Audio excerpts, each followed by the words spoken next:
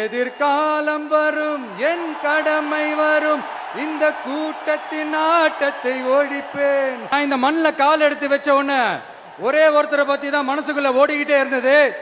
அவர் யாருன்னு உங்களுக்கும் தெரிஞ்சிருக்கும். சினிமானாலும் சரி, அரசியல்னாலும் சரி, நமக்கு ரொம்ப ரொம்ப பிடிச்சது புரட்சி தலைவர் எம்ஜிஆர் அவர்கள் தான். அவரோட பழகிறதுக்கு எனக்கு வாய்ப்பு கிடைக்கல. ஆனா அவரை மாதிரியே குணம் கொண்ட என்னுடைய அண்ணன் புரட்சி கலைஞர் கேப்டன் விஜயகாந்த் அவர்களோட பழகிறதுக்கு எனக்கு நிறையவே வாய்ப்பு கிடைச்சது.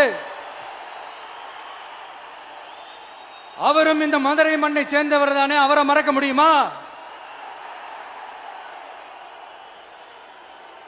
தமிழ்நாட்டு மக்கள் உணர்வுபூர்வமா உண்மையா நம்ம பக்கத்திலே நிக்கிறவங்க, அதுக்கு ஒரு மிகப்பெரிய அடையாளம் தான் இந்த மதுரை மண்.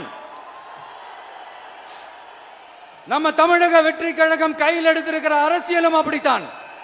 உண்மையான அரசியல், உணர்வு பூர்வமான அரசியல், நல்ல அரசியல், நல்லவங்களுக்கான அரசியல், நாட்டு மக்களுக்கான அரசியல், நல்லது மட்டுமே செய்கிற அரசியல்.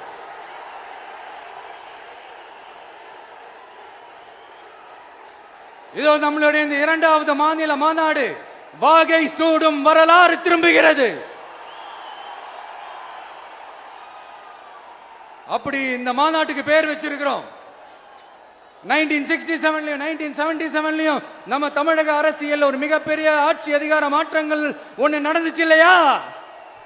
அதே மாதிரிதான் அடுத்த வருஷம் 2026ல அப்படி ஒரு வரலாறு திரும்ப போகுதுன்னு உறுதியா சொல்றதுக்கான மாநாடு தான் நம்மளோட இந்த இரண்டாவது மாநில மாநாடு.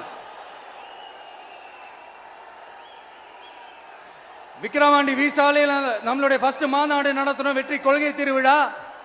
அதுக்கப்புறமே நீங்க பார்த்திருப்பீங்க, தமிழக அரசியல் அந்த தட்ப வெப்பத்தையே மாத்தினுச்சு. நமக்கு எதிராக எத்தனை குரல்கள்.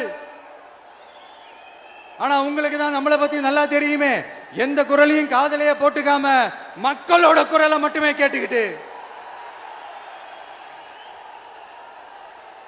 நமக்கு எதிராக வர அத்தனை கூக்குரல்களையும் சின்னதா ஒரு சிரிப்போடவே